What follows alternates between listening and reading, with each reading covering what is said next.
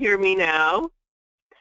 This is Simona, and I just wanted to welcome you all. I know this is going to be a snowy day where we all might get stranded at work or wherever we are.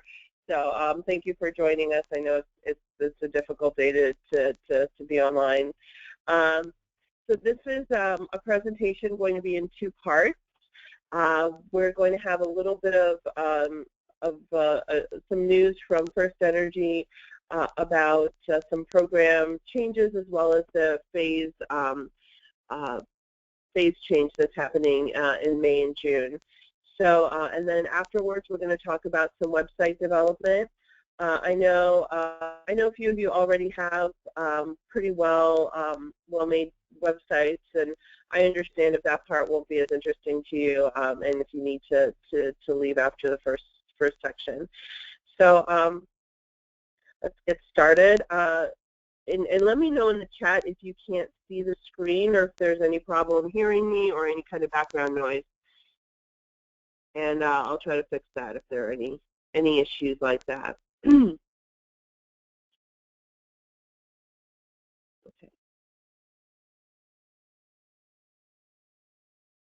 So that's just the agenda. We're going to do some introductions, the program updates, the website, like why would you need it, which is actually interesting, I think, whether you have a website or not, just because we do have a little bit of data from First Energy about their click-through rate. And then really how to start your first website. And then, of course, we'll have room for questions from anybody. So today we have, I think, Kurt Schneider and Lori Swetland will be joining us. Tim Gladfelter is already on the line. Jay Sandberg actually had to cancel at the last minute, so he won't be here. And then Susan's on the line, and of course I'm here as well. So some news that might, as you all know, that the second phase of the program is changing, is ending May 31st. So we're going to be going into a new phase, and First Energy wanted to make sure that we're following the PUC guidelines for Pennsylvania. These are based on their the Utility Commission guidelines, and that we're in compliance with that. So one of the issues is all the products and services in Phase 2 that are must be purchased and installed by May 31st, 2016. And the rebates themselves have to be submitted into Compass by June 7th, 2016. If you have any issues with that, let me know, and I will help you get everything into Compass and Surveyor so that you don't miss any deadlines. And then, of course, I will approve those as soon as they come in. And then all major measures in this phase also have to be installed by May 31st. So this is, I think, something that you really should be very aware of, in that your customers who are getting audits in Phase 2, you will need to make sure that if that Phase 2 audit occurs before May 31st, that any major measures would also occur before May 31st. It can't spill over into Phase 3. So you can't do an audit in Phase 2 and a major measure in Phase 3 and still have your customers available for the rebate. So we are still waiting for the PUC approval. There were documents filed, so it should be approved for Phase 3 starting in June 1st, 2016. The details of Phase 3 could change. I don't know what the anticipated level of change could be, but it's just something to note that we will, we still don't know all the details, so that we will have to let you guys know as we know.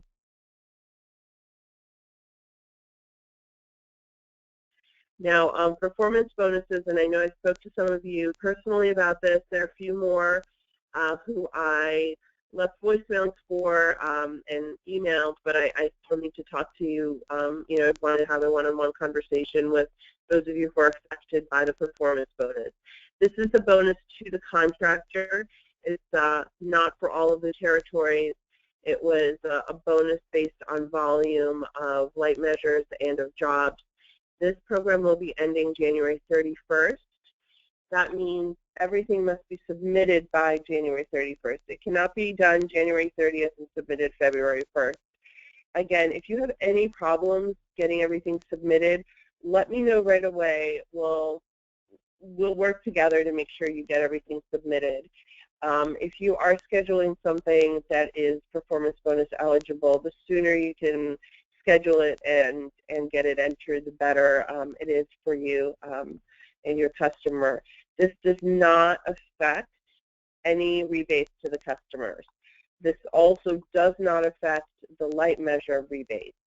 So just wanted to make sure that no one has any apprehension about light measures or customer rebates. Those are not affected by this January 31st date. Also, we had some questions. There have been a few audits where a contractor has had difficulty reaching the 350 kilowatt energy savings.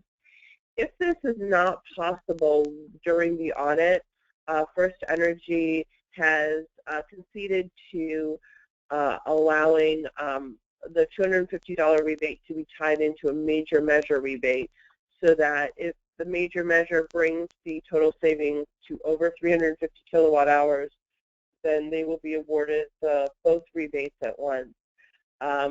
Again, this is if you really cannot get the 350 kilowatt energy upgrades during the audit and you're looking for a way to get your customer the rebate, they can also do it in this route.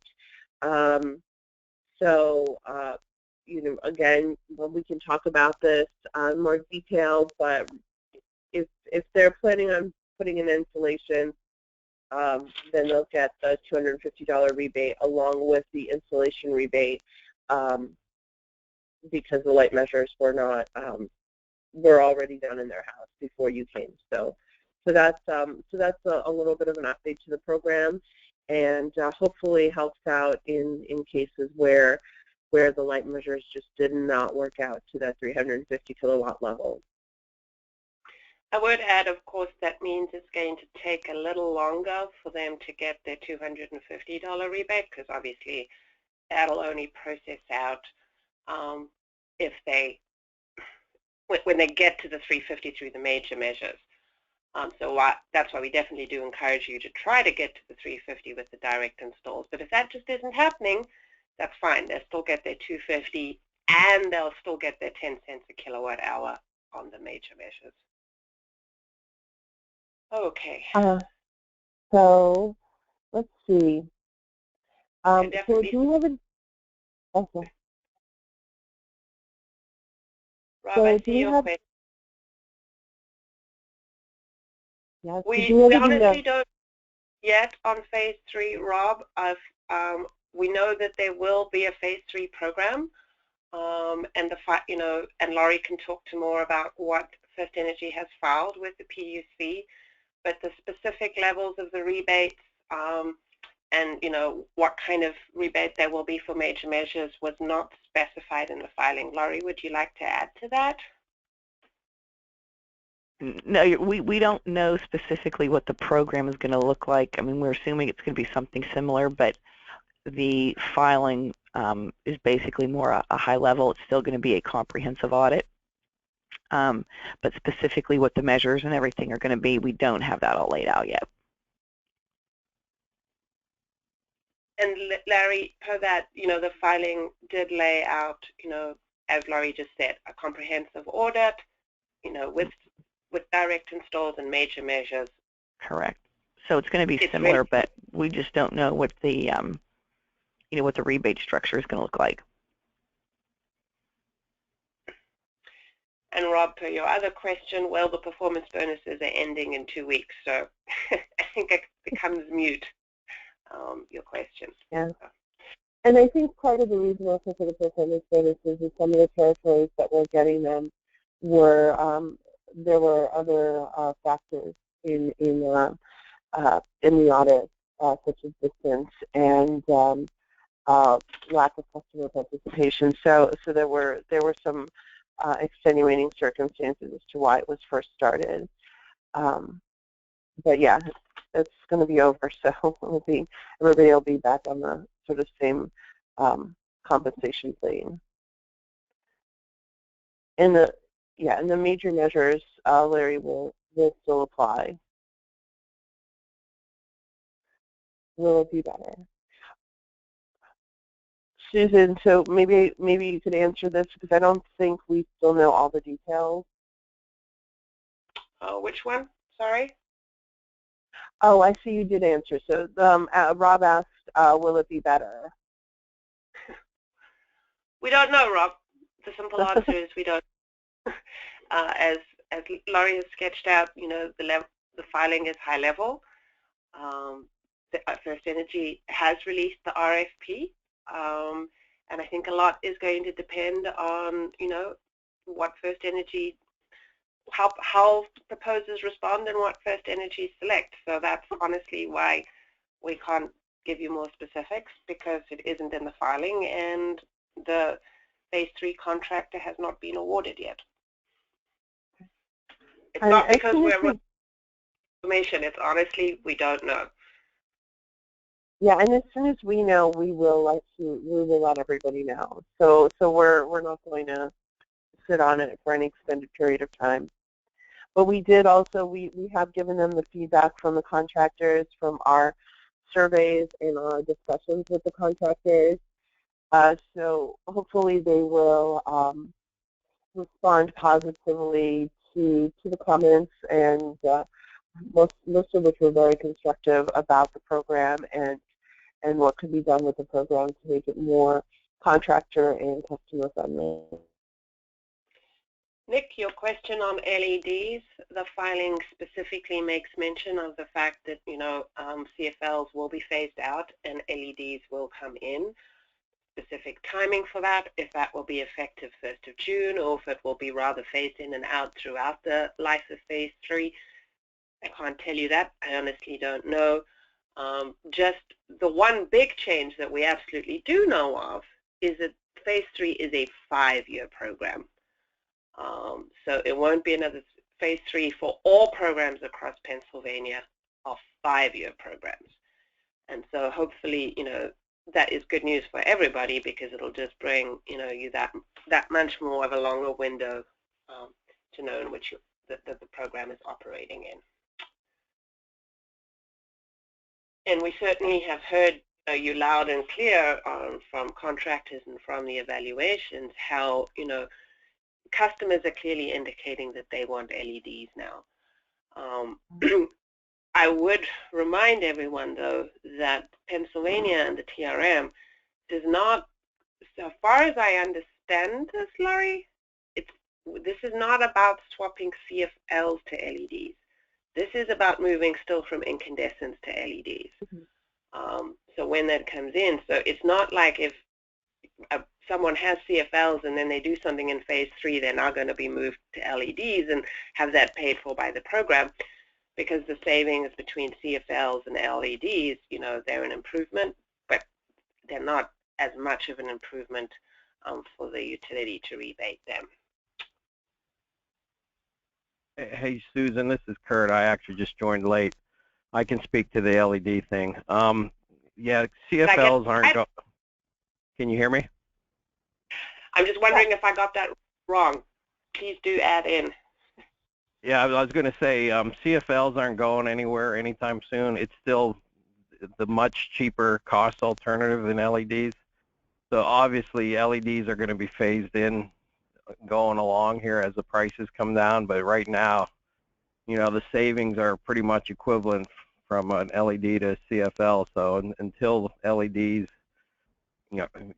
flood the market more and get more into, where the prices are coming down, CFLs we're still able to claim significant amount of savings through 2020. So, obviously LEDs will be coming in more and more, but CFLs are going to continue in the program as well. Yeah, and I think it's also, I went through and got estimates for LED pricing from our usual suppliers. We want to make sure that they're a high quality bulb and that you're putting in something that will indeed give the homeowner savings for many years.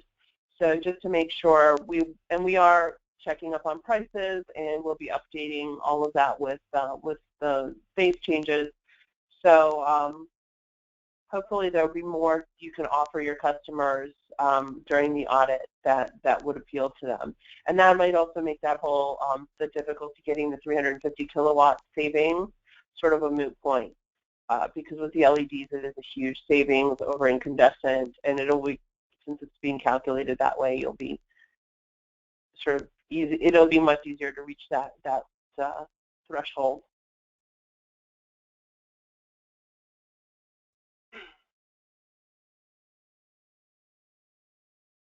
We hear you, Dom. Laurie and Kurt, and also saying there's a health concern from some owners about CFLs. They push back against the mains to sell the CFLs because of it. And we heard you loudly and clearly on the contractor survey, and certainly we let Laurie and Kurt know that, and First Energy know that you are getting increasing resistance in the market to CFLs. As Kurt said, though, and clearly in phase 3, LEDs will be phased in. It's just a question of timing, and we don't know when yet and how it will, when things will exactly phase. And price is certainly a key factor because LEDs are still significantly more expensive than CFLs. So it's all balancing things in the equation. So are there any more questions before we go on to the next steps? Okay. Looks like no more questions, but we can always talk about them offline or later in the program. So I've actually had this conversation with a few of you about why we need a website. So really, at this point, a lot of you do have a site, but a lot of you still don't. It's really being considered something that is just a standard part of business, just like having a business card. So, and you can really sell anything online. You can even sell your audits, your major measures online to a certain degree. You can get your customers' information. If they don't feel comfortable calling you, they can contact you through the website. It's really a great portal to capture that customer interest.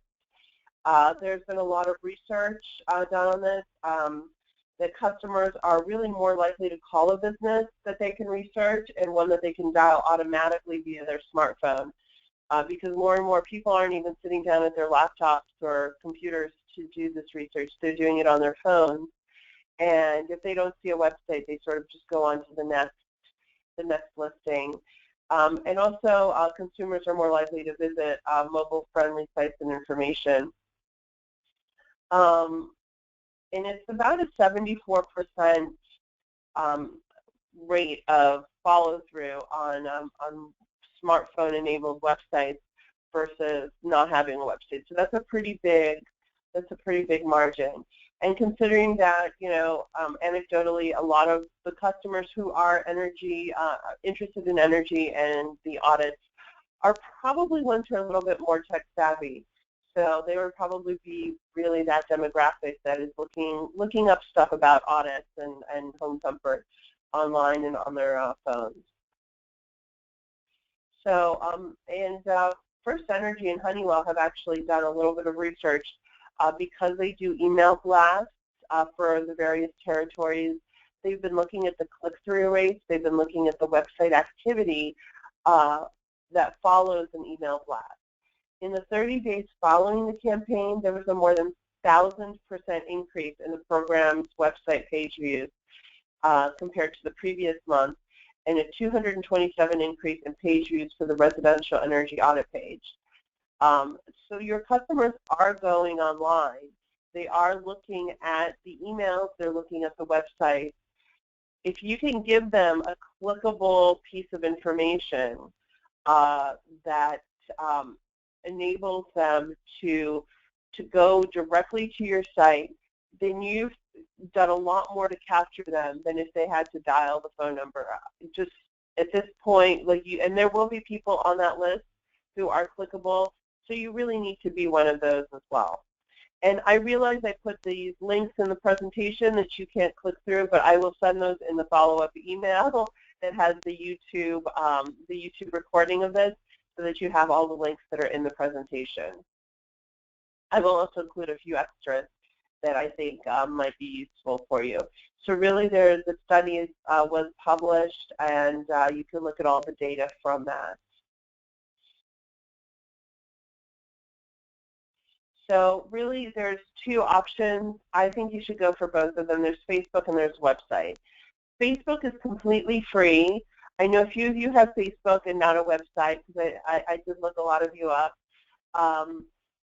Facebook, really, you can get started in just a few minutes. Like, it really doesn't take very much. There are the Facebook for Business websites. You want to make sure you're not using a personal website, but a Facebook for Business. And again, I can walk you through that if you're interested in me showing you how to do that. It's a pretty standard format. There isn't a lot of customization that you can do, but you can put photographs. You can put important information up there. It does have a way to put your basic information. It also has a place to put your website link. So if you have that website, that's a good place to start putting the link up. The website is going to be more expensive.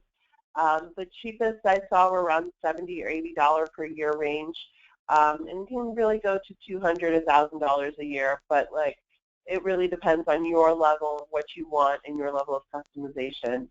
It might take you 2 hours to start, maybe 5, maybe a whole day of work to really get the website up and running, depending on your on how much you customize it, as well as your level of ability to do work like this. But once it's up and running, you don't really have to go into it very often. With Facebook, you do have to keep posting, because if you don't, it looks like your business is no longer around. It gives the impression of a dead or dying business if you're not continually updating, even with an article posting or a little discussion every so often. With a website, you don't have to update as often, which is nice because it's a pretty static product that you can put out there. And it's a lot more detailed, a lot more customizable. So it's really something that you should look into. And really, the cost has been brought down enough that even if it only gets you one extra customer this year, it has been paid for already. And it isn't hard or expensive. Like to say, my mom started a website for her. She paints and sells her paintings. And I think if she can do it, pretty much anybody can. There are a lot of great providers. Personally, I've used WordPress and Joomla, but there are a ton more. There's Wix, Weebly, and Squarespace. Actually, yesterday I started a little fake website for myself using Wix, and it took me 30 minutes. And so it was just that easy that it took no time at all. And again, I can sit down and do a conference call with you, and we can get this thing started together, because I really want to make sure to give you as much assistance as possible. So if you do have any issues, we can schedule something and talk. Also, if you want to spend a couple dollars extra, I don't know the cost for this because it's very variable, but EnergyCircle.com designs websites for people in the energy efficiency, home comfort arena. So really, they can do the work for you. You have to give them the information, tell them what you want, you write them a check, and they basically do all the work. It's a more expensive option, but it really is probably the most professional looking. They will also do things like search engine optimization and other online marketing. So that it might be worth getting an estimate from them and seeing what they will offer you personally if you really want to sort of take it to that level. And this is by no means a plug for them or an endorsement of them. We certainly don't have any relationship with them. But I will say they are the only one that I know of. They work only in the home performance sector and in the energy efficiency sector. So they get home performance and they get energy efficiency, and they talk regularly. Some of them you might have heard them at ACI or BPI conferences. So they absolutely have a whole platform that's geared towards energy efficiency. But that is by no means the only way to go, and I don't even know what their fees are. But we just put it out there as one other option, just in case. Oh, Dom, great.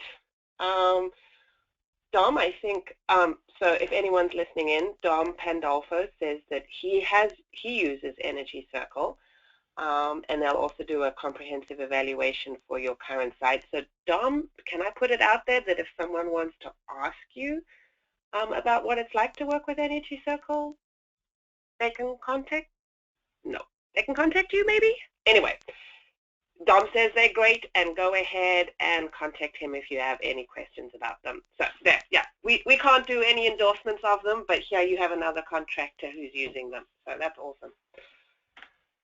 Yeah, and there are a lot of companies out there that work specifically with small businesses and doing their online marketing. So if that Energy Circle isn't for you, I found like dozens. There's even a startup in Pittsburgh that does a lot of online businesses. So it can really run the gamut from whatever price level you have to whatever services you need.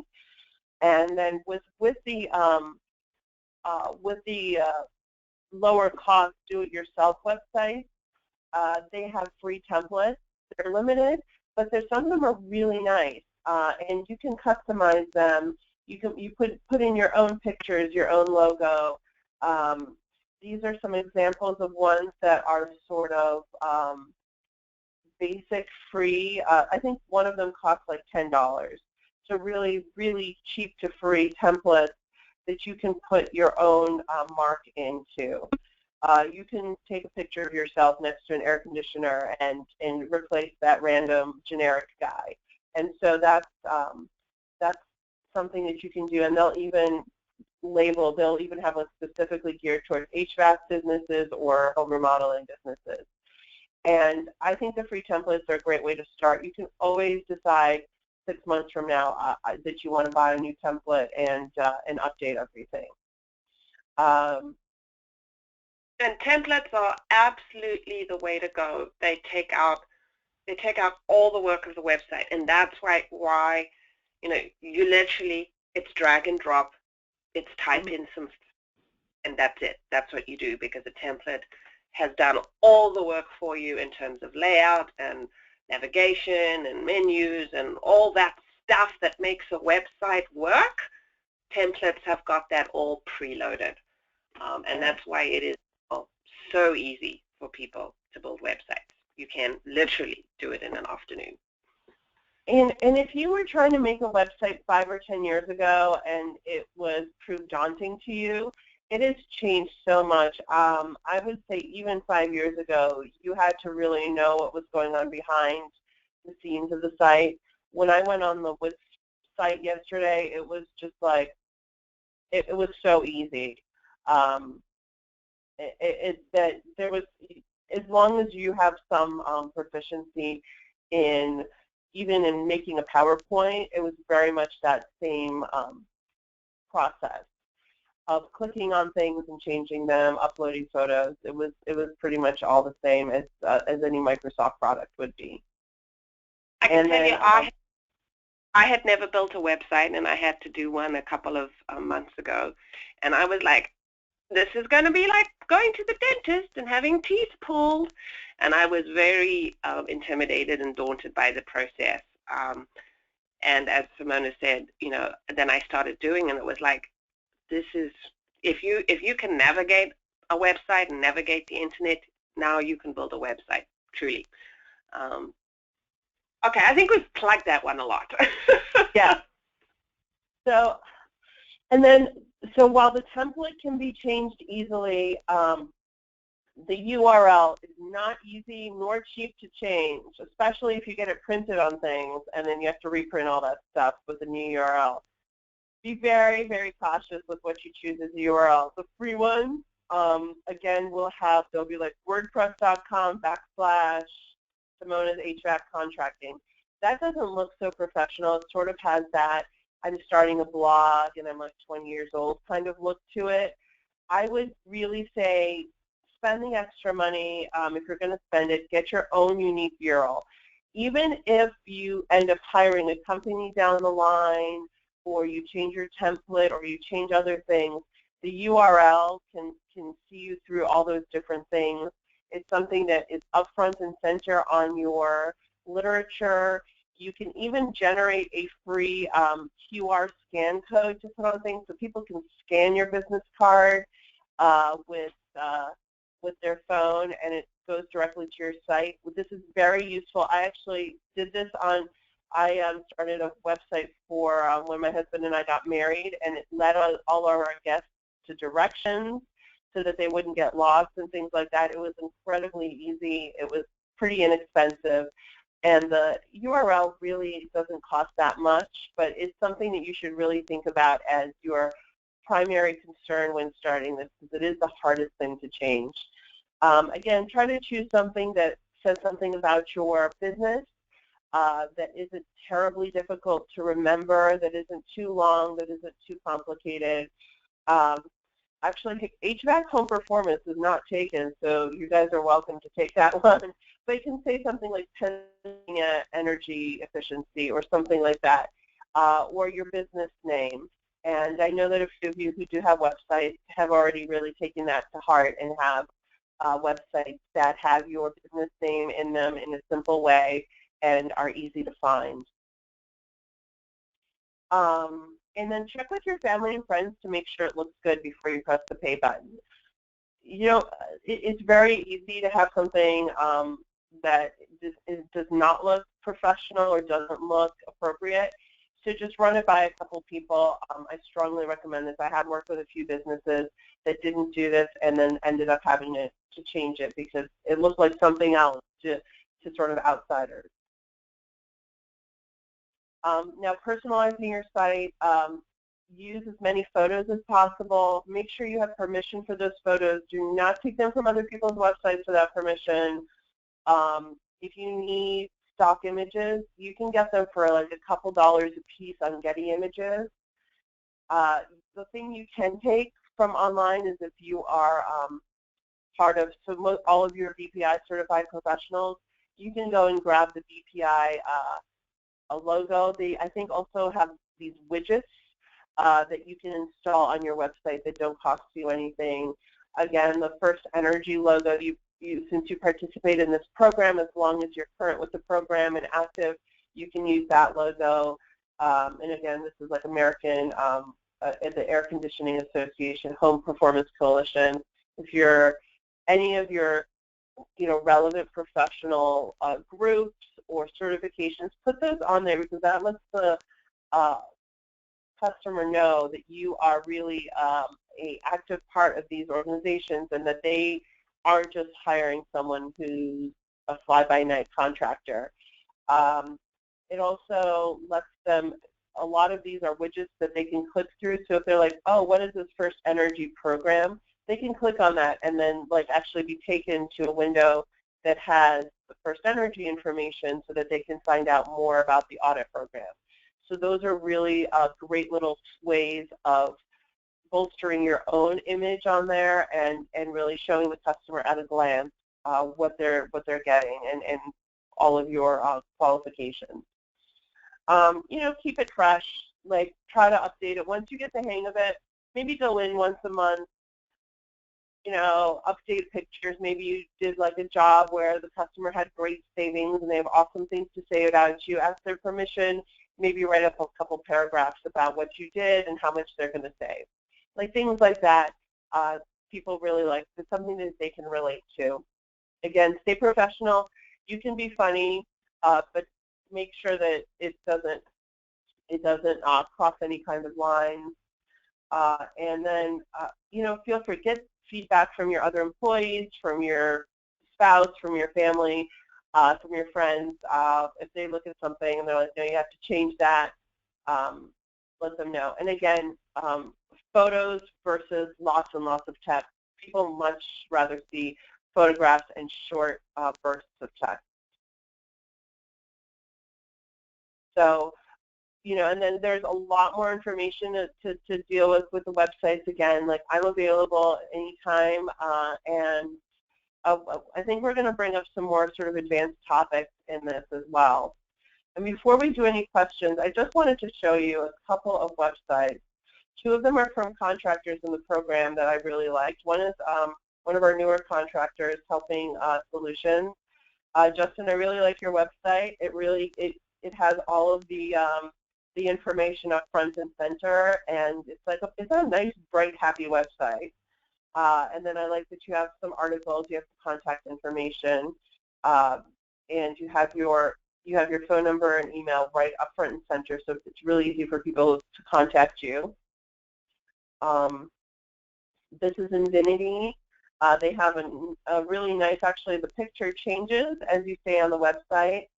I especially love the Let's Connect button at the top because they can fill out the information and then Invinity will contact the customer.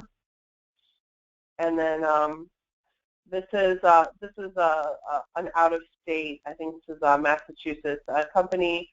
Just a nice website. The thing that they did really well here is they have like a rotating picture with different customers and giving a little bit of a statement about the work that they have done and about how it helps their bottom line in their home.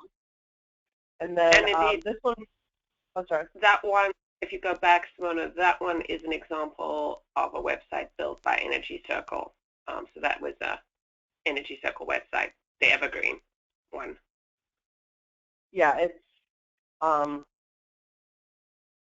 and it also, I think, really relates to the area. It has that Massachusetts look to it, and then they're using the sort of typical home. This one was a little harder to capture. This, I think, was done from a basic template, because I'm pretty sure I've seen this template. There's the top sort of at the left, but then I tried to capture the whole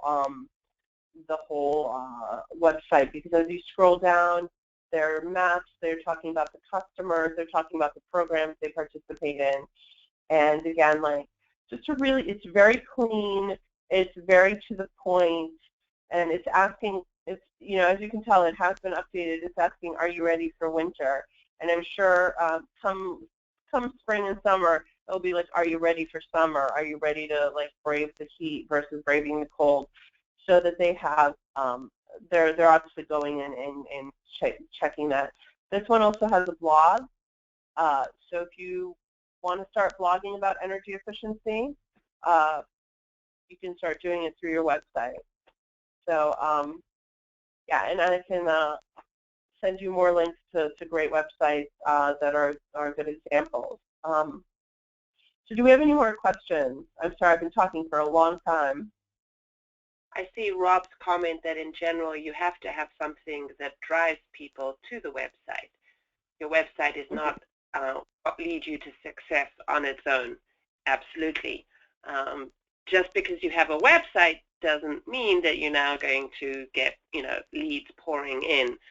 But if you don't have a website, your ability to get leads is just a lot harder, and you're going to have to work a lot harder for them. People absolutely want to be able to check you out online. And as Simona said, the first thing they do is they go to the First Energy website, and then they look at the contractors, and they just want to click through. And if they can't click through to you, they're going to click through to the other contractor that does have a website.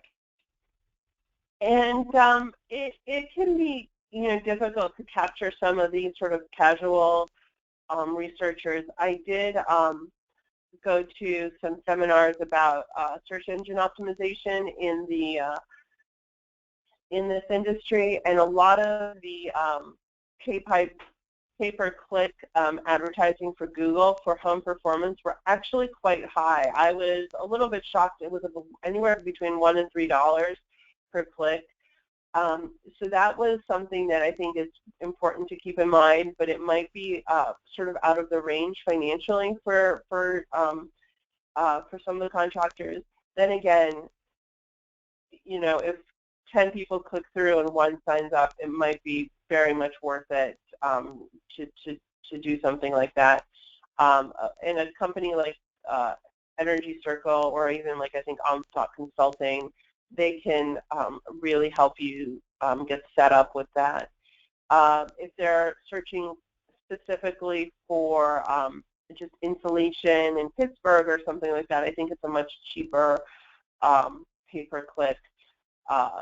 It's the more general, like home performance or HVAC, Contractors Pennsylvania, things like that that are more expensive. And it's also great to show up on as many websites as possible. So if you can show up on the First Energy website as a online, you know, with your marketing, if you can show up on other things, for instance, if you participate in a home show, they may have a listing of all of the participants. And so if your website's on there, that just helps the customer remember you later. It helps them sort of make that call and make that move towards more contact with your company.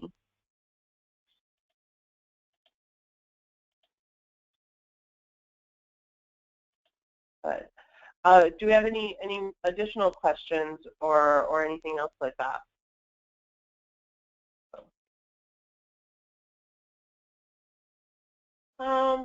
Noah, I think Noah's question is, what's your feeling on how websites are being used to sell directly online? Do you see companies selling primarily audits or selling improvements, i.e. windows, insulation, spray foam? I'm not sure that I can answer that question. I don't really know. Simona, do you know? Have you seen that at all? I think from just what I've seen is a lot of the websites in this field are more about collecting information so that they can contact the customers, or giving the customers sort of a conduit to contact them. So they will be sort of selling via short case studies and customer testimonials. They might be selling using sort of the programs that the different states have, but that isn't a online retail business like you would have with,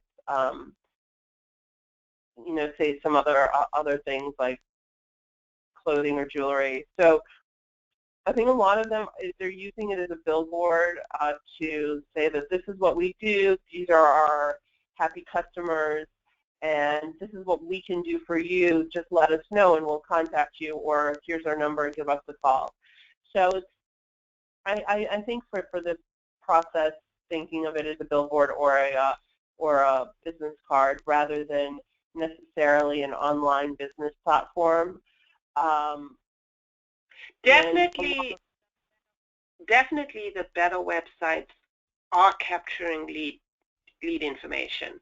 Like they do have the pop-ups and what have you to ask, what are you interested in, you know, are you interested in audits and what have you, and then you input your email, and absolutely the better websites are capturing that as a lead generation. So they're not leaving it to chance, they're capturing that oncoming information so that they then get back to them.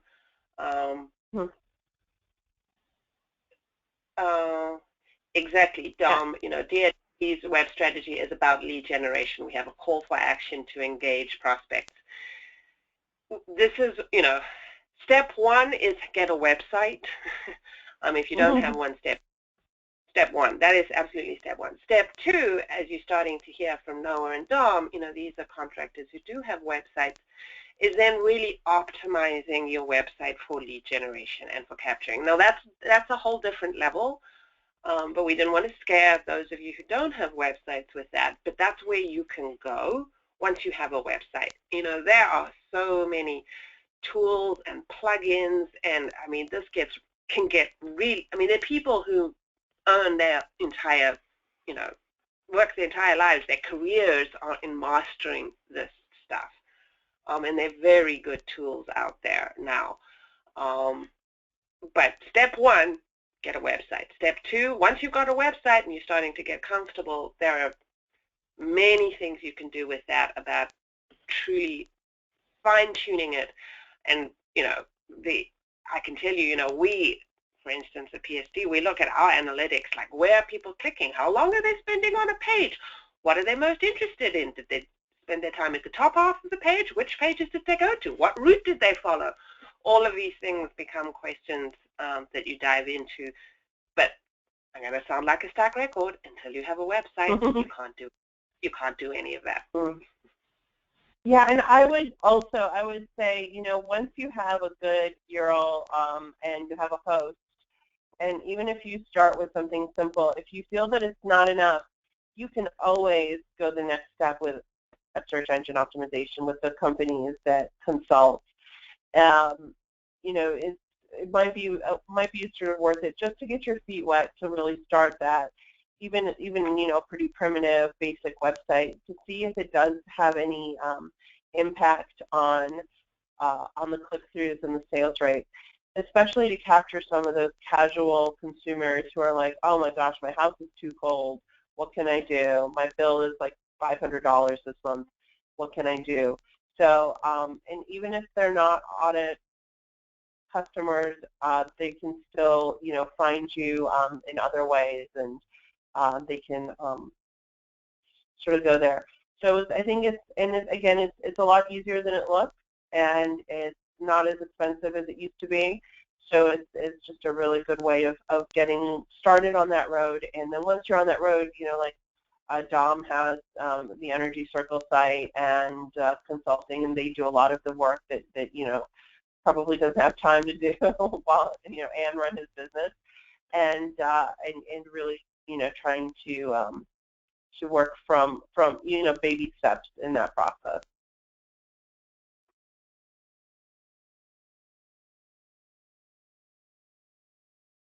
I don't see any other questions, so I think we might be a wrap.